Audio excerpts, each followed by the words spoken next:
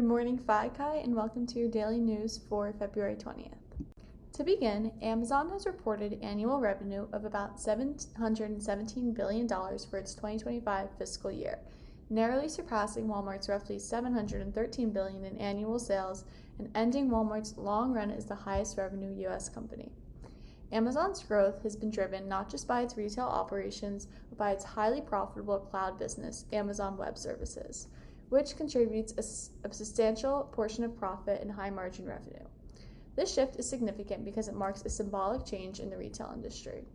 A tech-driven company has now overtaken a traditional retailer giant in total sales. Investors and competitors will be watching how this influences future strategies around e-commerce, logistics, and digital services. Second, shares of alternative investment firms, including Blue Owl Capital, dropped sharply after Blue Owl said it would limit withdrawals from one of its private credit funds aimed at retail investors. The firm also sold about $1.4 billion in loans to raise cash and reduce debt, revising earlier plans to open withdrawals. This act has investors worried because private credit funds are less liquid than traditional investments.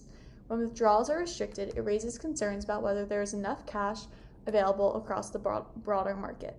Stocks of other firms in the space also fell, showing growing anxiety about financial stress in parts of the market that are harder to exit quickly. Analysts are watching this closely as a possible early warning sign for pressure in the private credit system. Third, mortgage interest rates in the U.S. remain near lowest levels since 2022. The average rate on a 30-year fixed mortgage was about 6 to 6.1% this week, down from recent highs and significantly below last year's averages.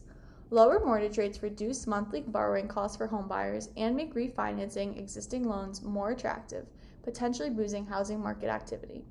The drop reflects broader financial conditions, including movements in treasury yields and cooling inflationary pressure.